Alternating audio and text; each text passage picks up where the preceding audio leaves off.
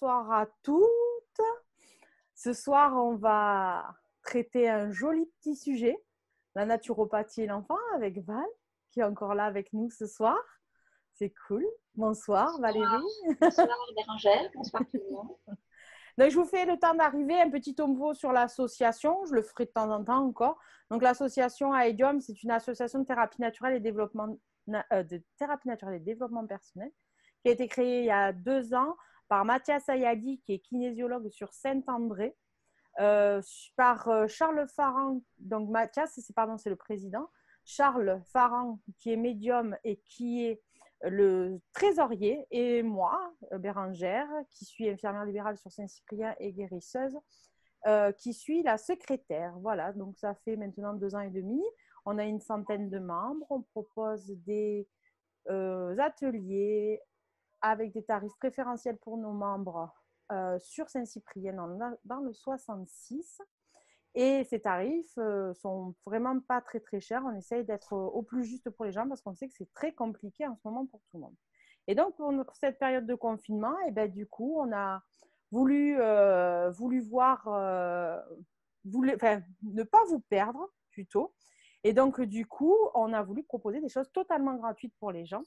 Cette semaine, il s'est passé plein de choses. Et là, ce soir, avec Valérie, je voulais qu'on parle de la naturopathie et les enfants.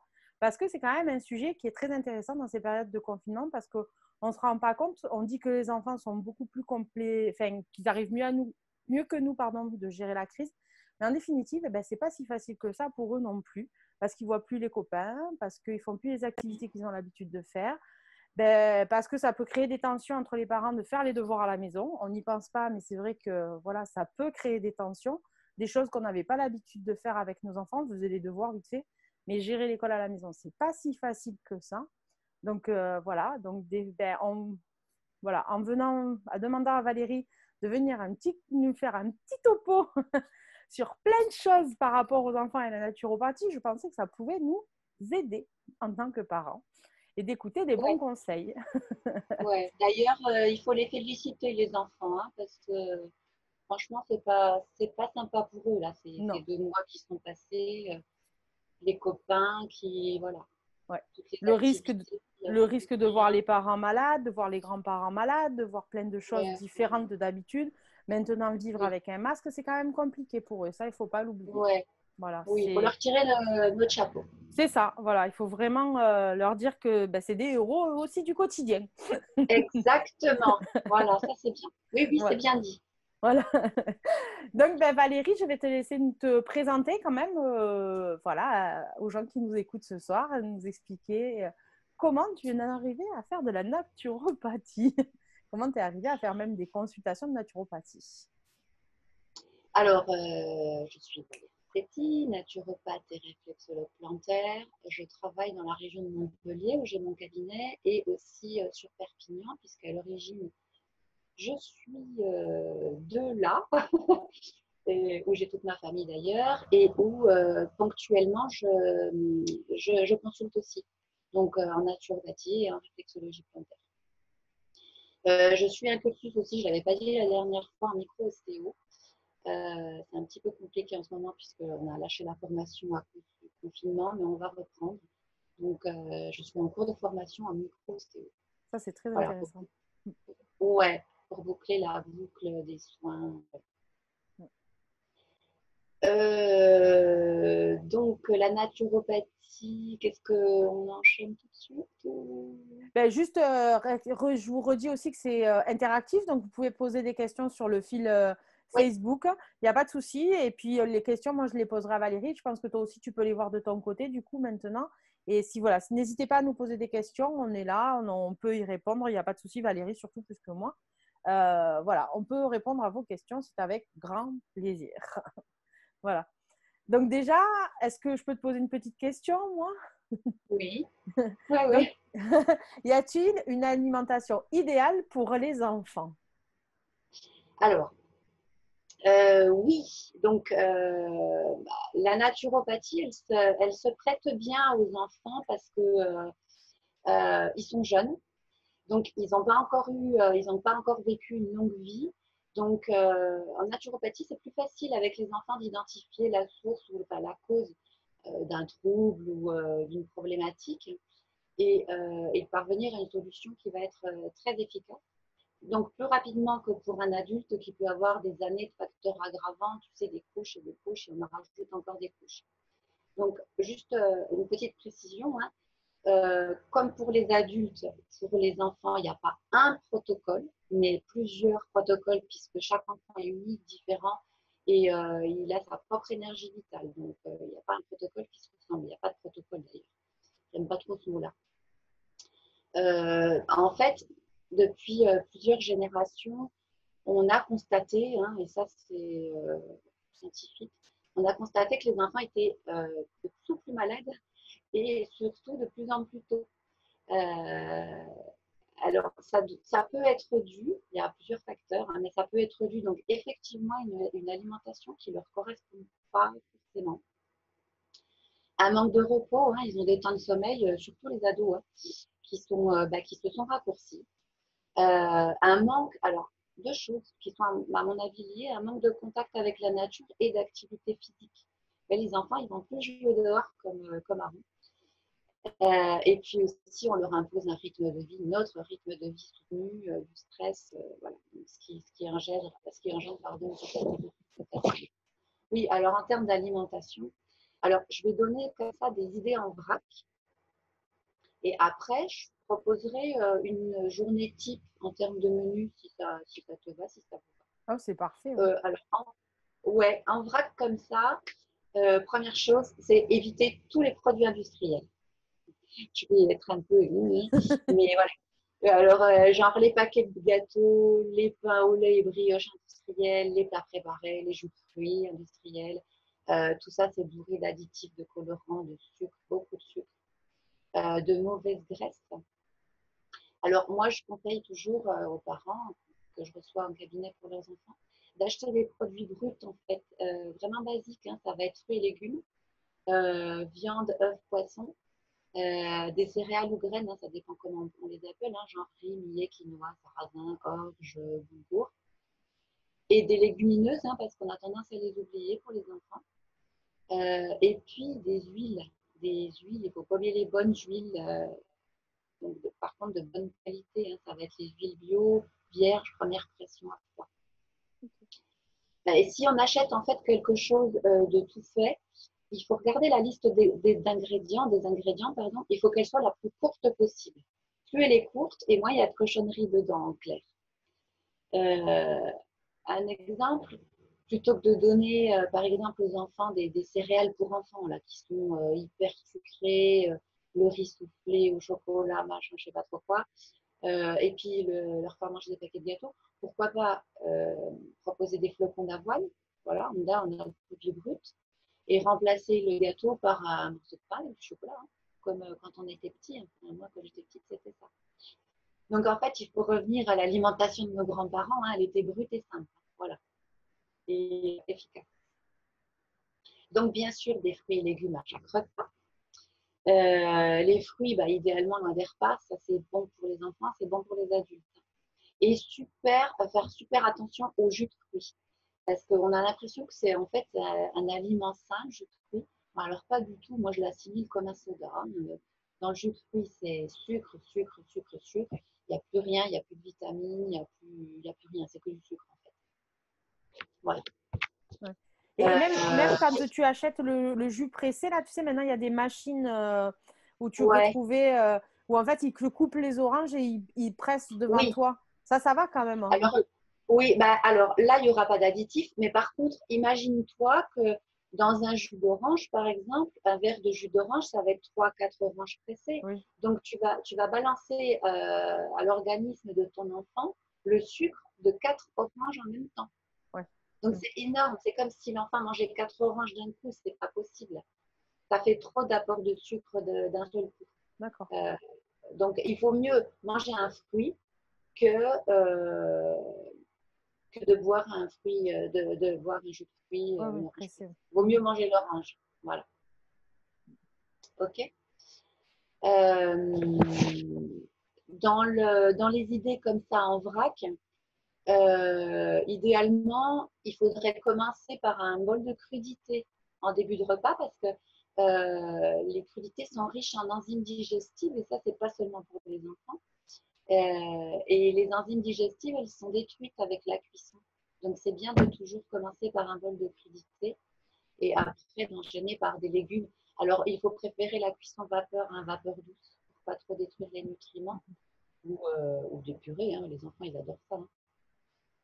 Des protéines très très importantes pour la croissance des enfants, donc protéines animales, hein, la viande, mais aussi penser aux protéines végétales qui sont dans les légumineuses par exemple. Donc on peut alterner par exemple au déjeuner, on va proposer hein, une viande blanche ou des petits poissons, et au dîner on va mettre des lentilles, une protéine végétale. D'accord. Voilà. J'insiste aussi sur les acides gras, les bons acides gras. Donc, on en a parlé tout à l'heure, qui vont se trouver dans les huiles. Hein. Alors, moi, je suis une fanat des oméga 3, oméga 3 et oméga 9, mais surtout les oméga 3 qui interviennent dans le développement du cerveau. Donc, les oméga 3, on va les trouver dans les bonnes huiles de lin, de cameline, de colza. Je crois qu'on en avait déjà un petit peu parlé la dernière fois. De chanvre, les petits poissons, les algues, les fruits de mer. Alors, par pitié, fuyez les acides gras trans. Donc, ça va être, on va les trouver déjà dans tous les produits industriels et puis dans les viennoiseries, par exemple. Trans, ça veut dire qu'ils sont transformés, ils sont synthétisés, donc dans par exemple les huiles, synthétisés via des processus industriels, comme par exemple l'hydrogénation des huiles, surtout les huiles végétales. Alors là, ça favorise l'inflammation, le stress cellulaire, le stockage des graisses dans le foie. Les huiles, les acides gras trans, ils sont considérés comme toxiques hein, par l'OMS. Donc, à fuir. Qu'est-ce que je vais faire? Je vais vous donner un exemple de menu type sur une journée. Voilà. Alors, le petit déjeuner. Alors, le petit déjeuner, on peut commencer par une boisson végétale. Il y en a toutes sortes. Et puis, basiquement, du pain au levain avec du beurre. Ou alors des tranches de pain avec des purées d'oléagineux, tu sais, genre purée de noisettes. Ça, les enfants adorent. Voilà, c'est tout simple. Après, si l'enfant accepte de manger un peu salé, un peu protéiné, hein, on peut faire pain, fromage, jambon, avocat, voilà, tout est possible. Le fruit, alors il y a des gens, il y a des thérapeutes qui proposent le fruit au petit déjeuner. Moi, je le décale plutôt dans la matinée au goûter. J'aime pas trop mettre le fruit après le repas. Ok. Le déjeuner, déjà, ça va être de l'eau. Hein. La boisson, ça va être de l'eau. Je vais me faire des ennemis. Donc, on peut proposer un bol de crudité avec un filet d'huile de colza. Hein. Comme ça, on a les oméga 3, on a les crudités, je sais pas, des carottes râpées. Hein. Les carottes râpées, ça va, c'est acceptable hein, pour les enfants. Tu vas me dire, Bérangère, hein, si ta fille aime les carottes râpées. Ou non, mais moi, c'est pas possible. C'est très compliqué l'alimentation chez nous. Oui, alors c'est compliqué, mais il y a des manières, je ne sais pas moi, si on invite les petits à la cuisine, qu'on commence à les faire goûter un petit peu, qu'on leur montre des trucs qui participent petit à petit, on peut, voilà, en goûtant comme ça, après, ils peuvent peut-être accepter euh, des choses. Moi, j'ai une petite fille, alors je lui fais des purées magiques. Donc, ça veut dire que je lui fais une base de pommes de terre écrasées et en même temps, j'ai fait cuire par exemple des carottes avec les pommes de terre. J'écrase tout, donc ça veut dire que dans la purée, dans l'écrasé de pommes de terre, il y aura de la carotte et on l'appelle magique. Donc, du coup, elle adore. Purée magique. Elle est orange, donc on peut la faire de toutes les couleurs. Tu vois, c'est des astuces comme ça. Alors, chez moi, elle l'aime, chez sa mère, elle l'aime pas. Mais bon, ça, c'est. C'est la magie. C'est la magie et puis c'est surtout que moi, je me mets pas de pression. Voilà, pas se mettre de pression. Et puis, elle mange pas, c'est pas grave. Un enfant, il ne se laissera jamais mourir de faim. Ça aussi, c'est important. Il ne faut jamais forcer un enfant à manger. Il écoute son corps, contrairement aux adultes. Nous, on n'écoute plus. Donc, l'enfant va écouter son corps. Donc, s'il n'a pas faim, il ne mange pas. J'en reviens à mon déjeuner. Donc, on a dit la crudité avec l'huile de colza. Bon, pas pour ta fille, ok. En protéines, un œuf bio, une tranche de poulet bio ou alors des petits poissons. Après, on va mettre un légume. Hein, alors, ça va être un légume de saison, vapeur ou purée. avec un filet d'huile d'olive, puisque comme on a mis l'huile de colza dans la crudité, on va avoir oméga 3 et oméga 9 avec l'huile d'olive. On va mettre une portion de céréales ou graines, hein, peu importe, hein, boulgour, quinoa, riz complet ou riz demi-complet plutôt pour les enfants, ou alors une pomme de terre. Et en dessert, c'est là que ça se gâte, un gâteau maison. Ça va? Voilà, une pomme au four, une banane. La banane, c'est le seul fruit qu'on peut mettre après le repas avec la pomme. Il n'y a pas de problème de digestion, de fermentation. Ou une compote. Alors, soit une compote maison, soit une compote sans sucre ajouté. OK? Au goûter, on peut proposer un fruit de saison ou un fruit que l'enfant aime, avec une poignée d'amandes ou de noisettes ou de noix de cajou. Les enfants, ils aiment bien les noisettes et les noix de cajou. OK? Et le dîner, ça va être assiette de crudité avec notre petite huile de colza. Et là, on va mettre, je sais pas, ce qu'on n'a pas mis à midi, hein, par exemple une portion de quinoa avec une ratatouille. Les enfants, ils aiment la ratatouille. Ouais. Ouais. Ou un autre légume cuit. Ou alors, ce que les enfants aiment bien, c'est les tartes salées. On peut leur faire manger des légumes en faisant des tartes salées. Une tarte au poireau, tarte à la courgette, tarte à je ne sais quoi, le légume qu'il aime sur une tarte. Ou pas, ou qu'il n'aime pas, mais on peut un peu le déguiser en mettant un petit peu de mozzarella par-dessus, ou du fromage, des choses comme ça. Les tartes salées, en général, ça passe bien. On peut planquer un petit peu les légumes en dessous. Et en dessert, une compote hein, pour le soir, c'est bien, ça suffit. Voilà. Tu as des questions? Oui, le Oui. gâteau qu'on a fait maison, qu'on a mangé le midi en dessert, on ne peut pas le reproposer aussi, soit au goûter, Si. soit au petit déjeuner? Si. Après, voilà, c'est juste un exemple, hein, Oui, mais on peut le reproposer effectivement au petit déjeuner. En fait, il faut varier parce que il ne faut pas qu'il y ait trop non plus d'apport de sucre. Si on a le gâteau le matin, le gâteau le midi, oui. le gâteau le soir, tu vois, ça va faire un peu beaucoup. Donc, une fois dans la journée, c'est bien. Et puis après, basculer au goûter sur un fruit ou pas, peu importe. Voilà. Alors, C'est des règles ouais, générales. Oui, nous, on a trouvé l'astuce de ne plus mettre de sucre, mais de mettre une compote à la place. ouais, ouais, ouais. Donc, du coup, le gâteau, il n'est pas Ouais. sucré, quoi. Enfin, il y a juste la compote qui fait le Oui, goût. il y a aussi un gâteau qui est super sympa. Ça s'appelle le banana cake ou le banana bread. Je dois avoir la recette sur ma page Facebook. Il me semble que je l'avais posté un jour, mais je la remettrai peut-être. Et c'est idéal ça au goûter ou au petit déjeuner parce que c'est assez nutritif. C'est très très peu sucré. Et les enfants adorent, c'est à base de bananes. Mm, Voilà. Puis quand on a des bananes trop mûres à la maison, on peut le faire. c'est parfait. Ouais. Ouais. Ouais, ouais. Voilà. Euh, T'as des questions, Bérange? Ouais, les pâtes, tu n'en as pas parlé. Grande question des pâtes. Les pâtes, c'est toujours l'histoire du sucre en fait, hein, parce que les pâtes, elles vont se transformer, enfin le blé va se transformer en glucides. Donc oui, les pâtes, mais à des rythmes, pas trop souvent, quoi. Largement une fois par semaine, ça suffit. Ça suffit. Même Les pâtes, c'est du complète? sucre. Même complète, c'est du Ouais. sucre. Voilà, ça va se transformer en sucre. Et les enfants, ils en ont déjà pas mal quand même dans l'alimentation, ils aiment bien. Donc les pâtes, le menu coquillette jambon, il n'est pas idéal. Ça peut être du dépannage, voilà. Parce qu'après, bon, c'est vraiment l'alimentation idéale hein, que j'ai donnée, hein, mais ça peut varier. On s'en inspire, voilà, on s'inspire de ça. Et puis après, en fonction de son rythme, de son quotidien. Mais voilà, les pâtes, quand même, pas trop. Parce que Les justement, pâtes, on dit justement que quand on est sportif, il faut manger des pâtes. Donc, du coup, là aussi, c'est une idée reçue. alors oui, ça c'est une idée reçue. Les pâtes, ce sont des sucres lents. Alors oui, oui et non, parce que il faut se méfier avec le sucre. Euh, Maintenant, les sportifs, ils axent plus leur alimentation sur du bon gras qui va leur fournir autant d'énergie que le sucre, enfin, que les pâtes qui vont Oui, transformer en sucre. Voilà, tu comprends? oui, Il y a, oui. il y a un petit changement en termes de diététique là. C'est bon. On y vient petit à petit. Il y a même ce qu'on appelle le régime cétogène qui est vraiment basé sur, je crois, 70% de consommation de gras et juste 30% de sucre. D'accord. Mais l'énergie y est.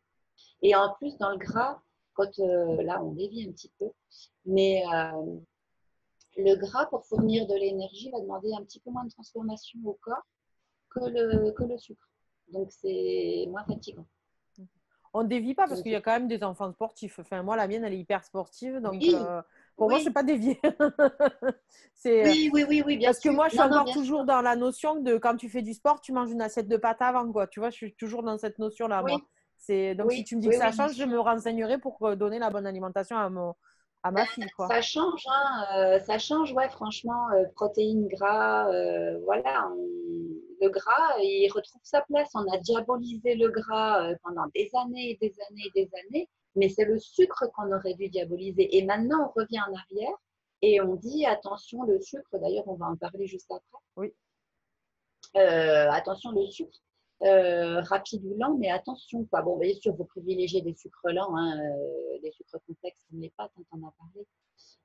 Bien sûr, on en a besoin du sucre, hein, mais il faut faire attention parce qu'il y en a tellement partout. Ben, comme à un moment, Voilà. là, on a diabolisé le sel aussi. Enfin, on disait que même les Ouais, cardiologues ne ouais, plus manger de sel. Et ils se sont rendus compte, tous les cardiologues, on fait retour en arrière, on dit qu'il ne faut pas en abuser, mais qu'il faut quand même en avoir dans son bien sûr. alimentation, quoi. Voilà, c'est Mais on pareil. en a besoin. On en Ouais. a besoin.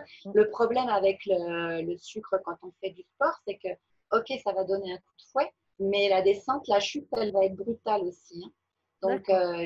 ouais, il faut faire attention. Je vais expliquer un petit peu comment ça marche, le sucre, Ouais. justement. Ouais. Ben, justement, est-ce que tu peux nous faire le point sur le sucre, du coup? Sur le Ouais, sucre et ouais, les enfants. C'est la super ouais. transition. Oui, oui, oui. Et tu vas voir, vous allez voir que je suis tombée sur des chiffres, mais alors c'est juste préoccupant, voire effarant. En fait, voilà, le sucre, ça marche comme ça. Donc, une grande consommation de sucre, ça va entraîner une hausse de la glycémie chez les enfants, chez les adultes, hein. Donc, cette hausse de la glycémie, elle va affoler le pancréas. Le pancréas, c'est la glande qui régule, en fait, hein. Donc, le pancréas va se mettre à sécréter beaucoup d'insuline, donc pour faire redescendre le sucre. Donc, qui va entraîner une chute brutale du taux de sucre dans le sang. Mais face à cette chute brutale, eh ben, l'enfant, qu'est-ce qu'il va faire? Il va être anxieux, il va être en colère, il va être fatigué et il va avoir une envie irrépressible de sucre. Donc, le sucre appelle le sucre. Ce sucre, il a un impact vraiment néfaste sur la santé et surtout sur son système nerveux. En fait, là, c'est pareil, ça a été prouvé par des études, hein. Il crée l'excès de sucre dans l'alimentation des enfants crée des troubles de la concentration, voire de l'hyperactivité. On va en parler un petit peu tout à l'heure. Donc, c'est vraiment important de faire la chasse au sucre, hein, sans parler des caries qui vont se poser sur les dents. Et les sucres, on va les trouver sous forme. Alors, il faut lire les étiquettes, hein, ça va être très simple, c'est tout ce qui est en ose. Donc, on a le fructose, le saccharose, le dextrose, le lactose. Tout ça, ce sont des sucres qui sont ajoutés dans les produits industriels, mais aussi sirop de maïs, c'est du sucre. Sirop de maïs, sirop de canne, de malt, de riz, tout ça, c'est des sucres, voilà, qui sont cachés, qui sont comme ça. Mais on le voit dans la liste des ingrédients. Il faut juste lire les étiquettes, en fait, quand on achète quelque chose.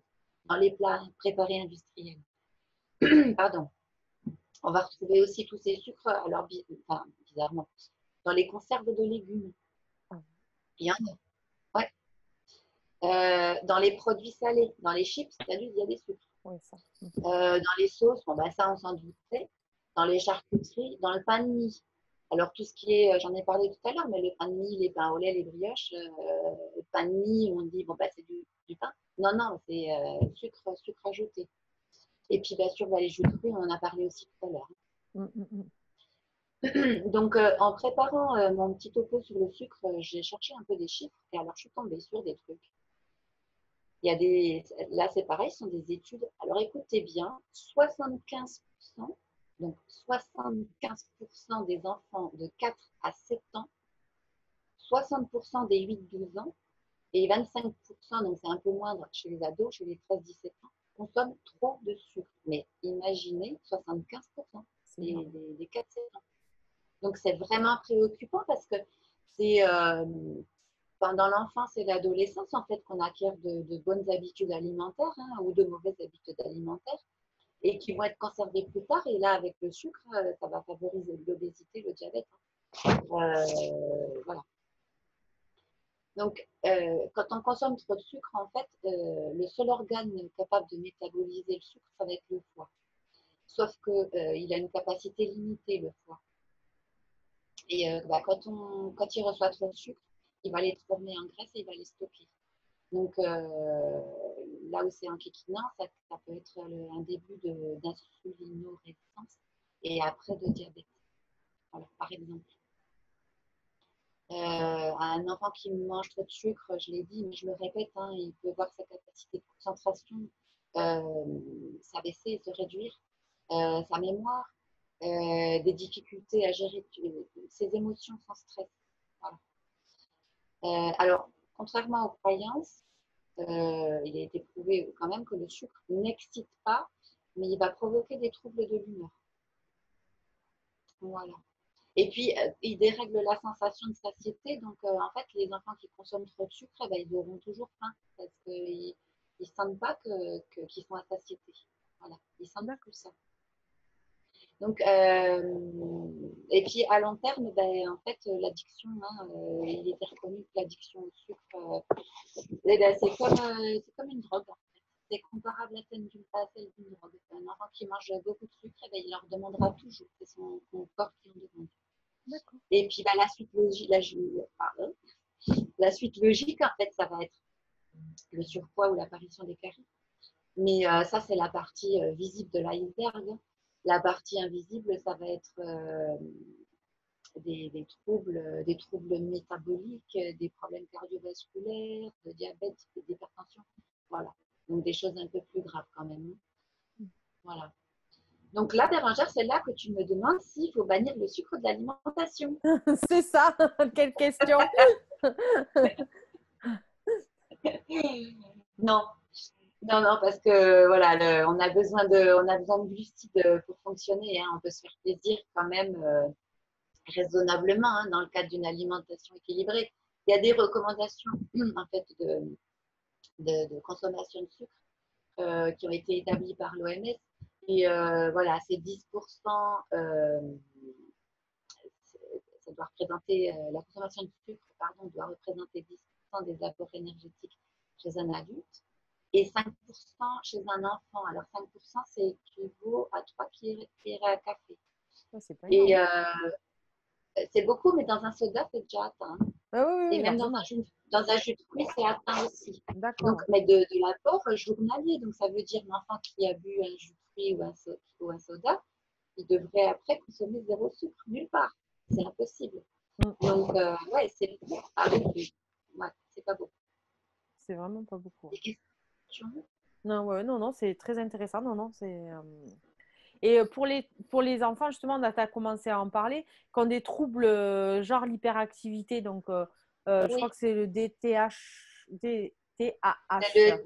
Alors, bon, moi, je déteste, c'est très personnel, mais je déteste j'aime pas qu'on catégorise, qu'on mette un nom comme ça sur un trouble, c'est le DTAH, c'est le trouble du déficit de l'attention avec ou sans hyperactivité. Voilà, là, c'est vraiment cataloguer l'enfant. Moi, ça me va pas. Hein. C'est pas dans mon monde, c'est pas dans ma manière de fonctionner. Mais bon, voilà, ça existe.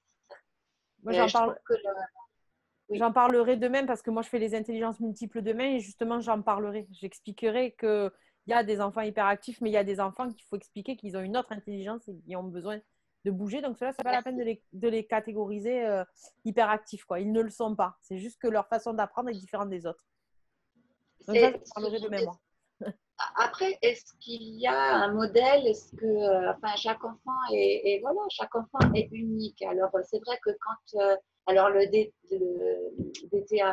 l'hyperactivité, peu importe, il est défini. Hein, il y a quand même des critères. Voilà, en médecine, il est défini par des difficultés d'attention, difficultés de concentration, symptômes d'hyperactivité, problèmes de gestion de l'impulsivité, et ce, de manière persistante de 6 mois et plus. Alors, si les enfants sont comme ça y est, ils sont étiquetés hyperactifs, c'est foutu. Bon, voilà. D'accord. Comme ça existe. Je suis d'accord. Donc, moi, je ne le cautionne pas, tu as bien compris. Comme Mm. ça existe, j'en parle, mais je veux absolument insister sur le fait de démystifier ce truc et de déculpabiliser les parents. Mettre un nom sur quelque chose, ça veut dire le nourrir encore plus, pour moi. Mais ça, c'est que ma vérité. Hein, voilà.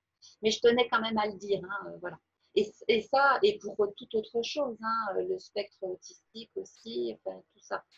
Tous des enfants qu'on peut appeler différents, Étiqueté. même si pour moi, ils sont tous différents. Bon, en tout cas, dans l'hyperactivité, les causes, elles sont multifactorielles. Alors, tout à l'heure, on a parlé du sucre. Voilà, on a vu que ça pouvait créer des problèmes de concentration, des problèmes de mémorisation, tout ça. Mais c'est pas ça qui va créer ce trouble. Hein. C'est multifactoriel. Là, moi, j'ai envie de parler juste parce que les causes, elles peuvent être physiques, elles peuvent être psychologiques, mais aussi liées à des déficits nutritionnels ou micronutritionnels. Donc, je vais juste survoler quelques carences éventuelles que pourrait avoir un enfant étiqueté hyperactif. Il pourrait avoir, cet enfant, une carence en magnésium. Parce qu'en fait, le magnésium, il va réguler la transmission de l'afflux nerveux. Et un enfant qui manque, ou un adulte qui va manquer de magnésium, ça va entraîner une hyper-excitabilité des cellules. Le magnésium, il régule vraiment comme ça hein, le système nerveux. Donc, on peut manquer de magnésium parce qu'on n'en a pas assez dans l'alimentation. Ou alors, les enfants ou adultes hein, stressés ont ce qu'on appelle des fuites magnésiques, c'est-à-dire que l'élimination du magnésium se fait par les reins. Ils éliminent trop, en fait, trop de magnésium.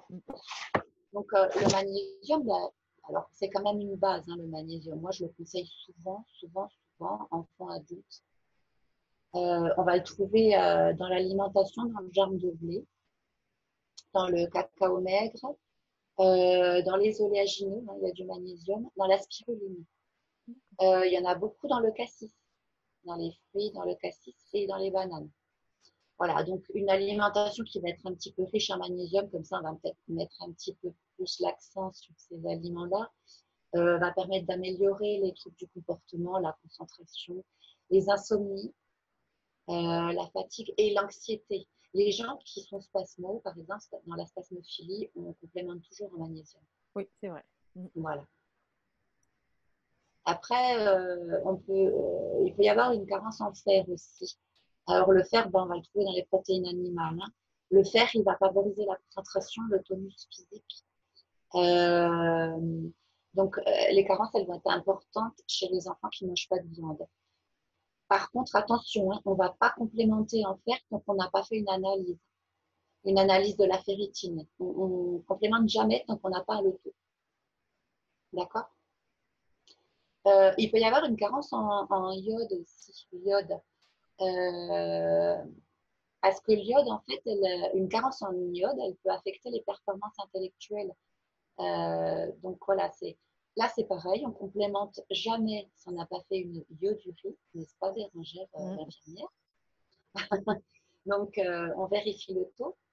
Et après, l'iode dans l'alimentation, on va la trouver dans les poissons, les crustacés, les algues, le riz de poisson. Et la carence, en tout cas, qui peut être embêtant, c'est un enfant qui va manquer d'oméga 3, j'en ai parlé. Alors les oméga 3, avec moi, vous allez les retrouver tout le temps. Hein. Parce que en fait, les oméga 3, elles ont vraiment un rôle dans le cerveau. Elles vont vraiment jouer un rôle dans l'apprentissage. On va les retrouver dans la préparation des examens. Elles jouent vraiment un rôle dans l'apprentissage et elles ont un rôle dans la concentration et sur l'humeur aussi. Donc, un déficit en oméga 3 peut être responsable de, attention à ce que je vais dire, entre guillemets, l'inadaptation d'un enfant. Voilà. Donc, les oméga 3, on en a parlé tout à l'heure, on les trouve dans les poissons gras, hein, les petits poissons, sardines, maquereaux, le saumon sauvage. Et puis les huiles, on en a parlé tout à l'heure, colza, cameline, noix. Un petit peu dans les oléagineux aussi. Alors, si on veut complémenter en oméga 3, bah, là, il n'y a pas de souci, hein. Ce sont des capsules d'huile qu'on trouve en magasin bio, dans les pharmacies. Et puis, bah, pour tout le monde, moi, je trouve que c'est bien de faire une complémentation de temps en temps en oméga 3. Voilà. Il y a aussi une carence qu'on peut retrouver chez des enfants comme ça, c'est la tyrosine. Je ne sais pas si tu connais, c'est un acide aminé, Non. en fait, qui est vraiment important dans, à nouveau, la concentration, la mémorisation, et qu'on va retrouver surtout dans les protéines animales. Donc là, je disais tout à l'heure dans l'exemple de menu, on peut inviter l'enfant, par exemple, le matin à manger des œufs, du jambon, des yaourts.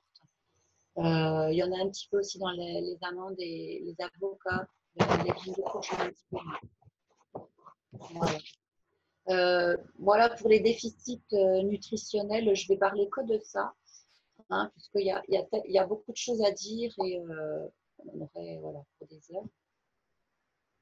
Mais au-delà des déficits nutritionnels, pour les enfants qui sont différents et catalogués hyperactifs, il y a des thérapies comportementales.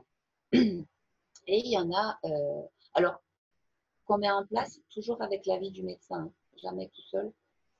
Il y a de plus en plus de parents qui se tournent vers une thérapie comportementale qui s'appelle la TCC et qui s'appelle thérapie cognitive et comportementale.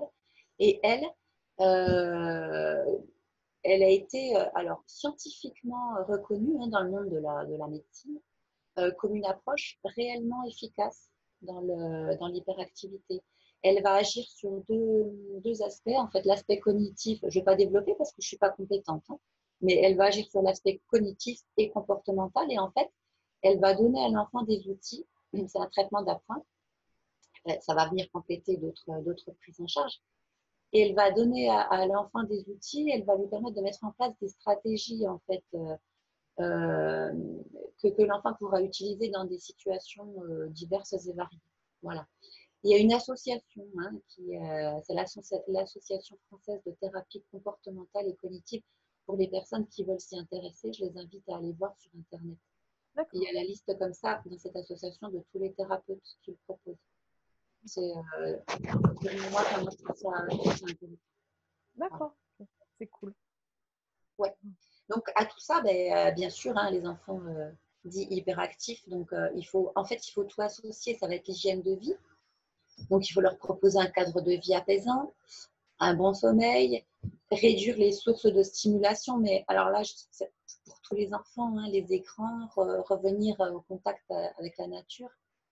Et puis, en complément, l'hygiène alimentaire, hein, dont on a parlé tout à l'heure. Pardon. Voilà. Les activités en plein air, du Ouais. coup, les Oui, activités collectives aussi, ça permet oui. de… Ben oui, parce qu'il faut que l'enfant se défoule. Donc, l'activité au contact de la nature, moi, je trouve que c'est vraiment idéal. Voilà. Envoyer les enfants jouer dehors comme avant, hein, il n'y a pas de… Je ne sais pas ce qu'on a avec ça. On leur fait plus confiance ou alors on est dans des peurs, je ne sais pas. On a envie de les avoir sous nos yeux, mais bon, voilà. J'ai pas d'explication, mais ça peut être plein d'explications, quoi. Ouais. D'accord. Et après, une petite question. Moi, j'ai une petite question. Oui. Est-ce que, bon, normalement, les enfants, ils auraient dû rentrer en période d'examen pour le brevet, le bac, voire là, Oui. apparemment, aussi les partiels pour ceux qui sont à la fac. Est-ce que les Oui. parents, on peut mettre des stratégies en place pour les aider dans ces périodes un peu plus compliquées que d'autres où le stress est quand même à un niveau un peu plus élevé? Oui, ben, alors en période d'examen, alors il y a quand même des jeunes, hein, là qui passent des examens parce que au niveau des facs, des IUT, ils sont quand même en partiel, je cherchais le mot. On sait que le bac, il va se faire certainement sous forme de contrôle continu cette année. Mais les jeunes qui sont en partiel, et ça n'a pas arrêté, hein, là tous les samedis, ils sont en partiel, ils bossent toute la semaine parce qu'ils ont des cours comme ça, des révisions. On va agir sur le stress et on va agir sur le cerveau. Alors, comment on fait pour agir sur le cerveau? Ben, il faut bien le nourrir. On recommence en fait avec l'alimentation. Et l'alimentation des ados en période d'examen, les révisions et tout ça, en fait, dans l'assiette de l'ado, on va faire la part belle. Alors, aux protéines, donc je ne sais pas si on va y revenir, mais bon, œufs, poissons, viande, produits laitiers, donc qui sont riches en acides aminés et ces acides aminés vont intervenir dans la transmission des informations au cerveau, hein, donc super important. Donc, on en a parlé tout à l'heure des sucres lents. Il n'y a pas que les pâtes, hein, il y a aussi les légumineuses, hein, les lentilles, les pois chiches, les haricots blancs, les haricots secs, les pois cassés, hein, tout ça, les féculents complets, hein, riz, pâtes, ok, un petit peu, le pain, qui vont permettre de maintenir un taux de sucre dans le sang, mais de manière constante, hein, pas sous forme de pic. Voilà. Les oméga 3, hein, je recommence. Puisque en fait, c'est vraiment la construction, en fait, hein, c'est vraiment la construction et l'entretien des cellules cérébrales. Hein. Donc, en période d'examen, là, on n'y coupe pas. Hein. Donc, à nouveau, les bonnes huiles, les poissons gras et la complémentation, c'est obligé. Et la complémentation en oméga 3, moi, c'est au moins 1 mois avant les examens. Donc, c'est maintenant. Voilà. Les fruits secs et puis les oléagineux aussi. Là, ce sont des concentrés d'énergie. Il faut y aller. Ils sont riches en minéraux, en oligo-éléments, en zinc. Et alors, le zinc, on sait qu'une carence en zinc, elle peut être à l'origine de troubles de l'apprentissage. Donc, troubles de l'apprentissage, troubles de la pensée, de la mémorisation, de l'attention. Donc, les oléagineux, c'est au top pour les neurones, en fait. Voilà. Et puis les fruits secs, hein, figues sèches, les abricots secs, amandes, noix, noisettes, on peut se faire des mélanges comme ça, en révisant, hop, on prend une poignée, on grignote. Et puis bien sûr, hein, toujours les fruits et légumes, hein, les vitamines, les fibres, voilà, la flore. Voilà, toujours. Donc, on peut complémenter les ados. Hein, là, il faut vraiment commencer maintenant. Donc, je disais les oméga 3 en capsule. Et il y a quelque chose, moi, que j'aime beaucoup, c'est l'eau de Quinton. Ah oui, moi aussi. Voilà. Pour plein de raisons, enfants, adultes, ados, l'eau de Quinton, c'est des oligo-éléments. Hein. C'est de l'eau de mer, c'est des oligo-éléments. Et là, en ce moment, c'est nickel aussi. Enfin, ça va vraiment aider les ados en révision. Voilà. Un truc, et le café. Les ados qui boivent du café, ados ou jeunes adultes, hein, parce que ceux qui sont en fac, je ne sais plus si on les met dans les ados ou dans les adultes. Voilà, ils tournent au café, au coca. Ok, ça va vraiment donner un regain d'énergie, mais alors là, c'est comme le sucre un petit peu, hein, comme sucre rapide. Ça va fonctionner par pic et puis après, gros coup de fatigue. Donc, moi, j'ai un petit truc pour revitaliser l'ado. Quelque chose que tu vas bien aimer, Bérangère, c'est une huile essentielle qui s'appelle épinette noire. Ah oui. Tu la connais? Ah oui, je la mets à ma fille voilà. quand elle a ses compétitions de poney. Dans le dos. Donc, alors, attention parce que c'est un petit peu revitalisant, stimulant. On va la diluer dans une huile végétale de 3 gouttes et on va venir la frictionner les glandes surrénales le matin, et ça pendant 3 semaines avant l'examen. Voilà. C'est un petit truc qui marche très bien plutôt que de boire du café. Bon, attention avec les huiles essentielles, mais ça, je vais en parler un petit peu après. Il faut faire attention avec les huiles essentielles. L'ado, il va falloir qu'il se couche tôt. Hein. Là, il n'y a pas de secret. Dormir.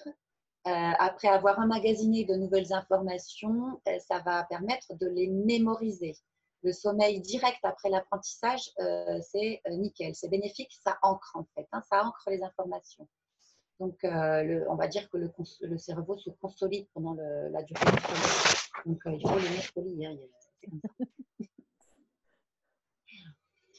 Tout à l'heure, j'ai parlé de l'épinette noire à frictionner sur les glandes surrénales. En fait, les glandes surrénales, c'est important aussi de les soutenir en ces périodes de stress d'avant-examen, de révision. Les glandes surrénales, en fait, ce sont 2 petites glandes qui sont situées au-dessus des reins, donc une à droite, l'autre à gauche, et elles interviennent dans la gestion de situations stressantes. Et ils ont un rôle très, très important dans la régulation hormonale. Hein. Ça va être adrénaline, noradrénaline, cortisol. Et en période de stress, elles sont hyper sollicitées, mais par contre, elles s'épuisent très, très facilement. Donc là, pour aider, pour supporter, pour porter un petit peu ces glandes surrénales, on peut se complémenter avec des plantes adaptogènes qui vont venir renforcer la résistance de l'organisme, assurer la vitalité de l'organisme et procurer un bien-être général. Voilà, l'énergie va être remontée. J'ai perdu Bérangère. Alors que voilà. Donc, les plantes adaptogènes, il y en a 3 que je vais proposer. C'est alors un nom barbare, l'éleutérocoque et l'eutérocoque, qui va augmenter la résistance à la fatigue et au stress. Donc, en complémentation. Hein. Ouais, mais on les trouve où toutes ces plantes-là? Du coup, dans Bio Eh Pro, ben, en magasin bio. magasin bio, ok, d'accord. Ouais. D'accord. Le ginseng, il est Oui. connu. Le ginseng, il va soulager la fatigue et puis c'est un tonifiant général. Et puis, il y a la rhodiola aussi, qui augmente la résistance au stress, alors qu'il soit physique ou mental.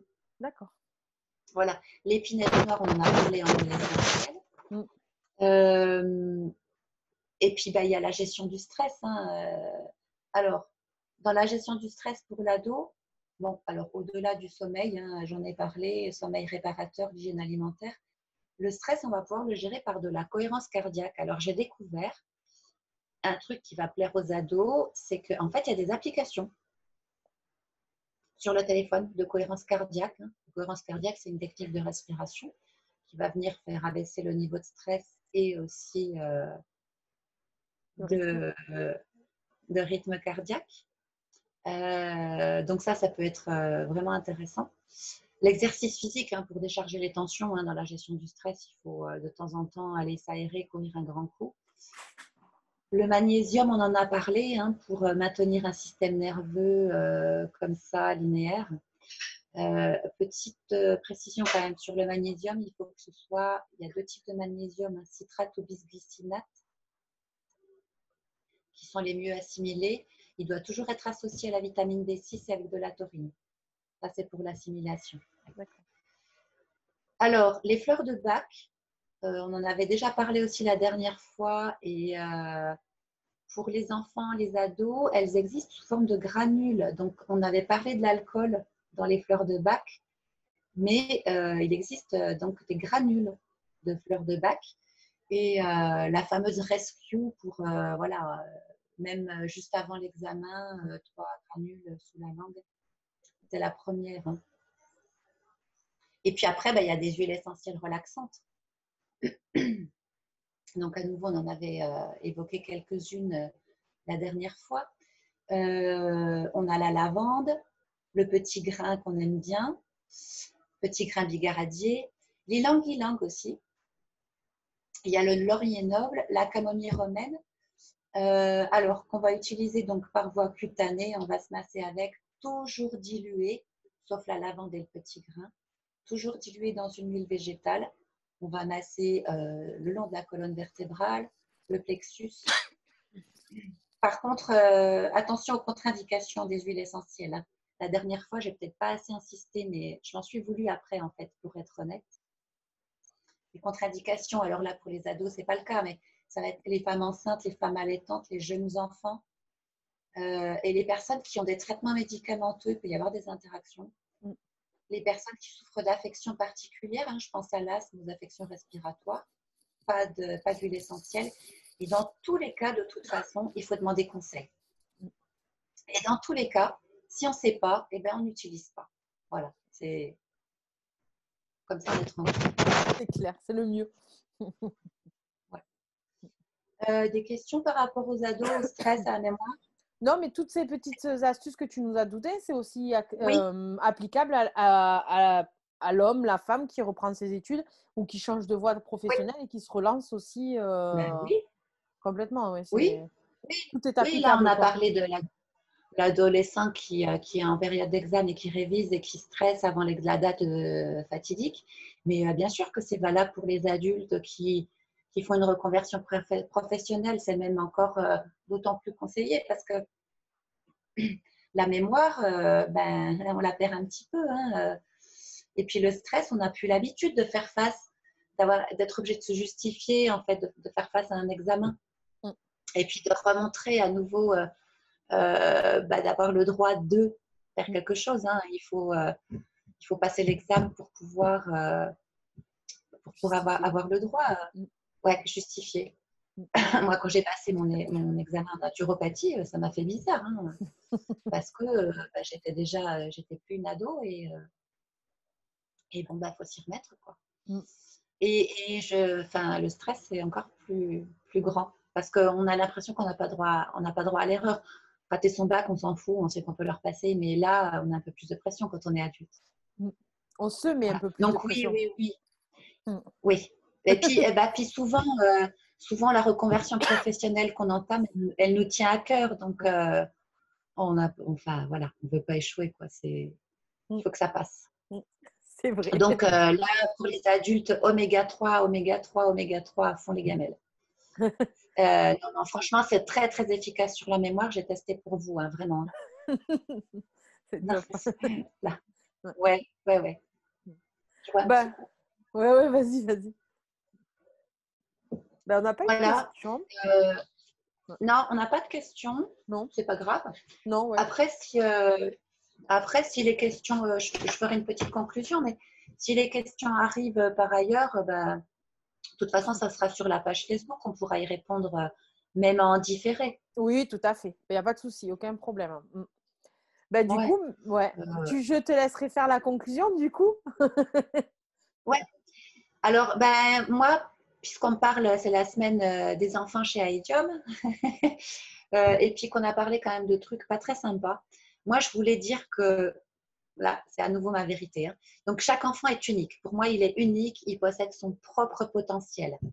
Alors, bien sûr, nous, les adultes, les parents, on a un devoir. Hein, on a le devoir de veiller à sa sécurité, de lui donner la meilleure éducation possible.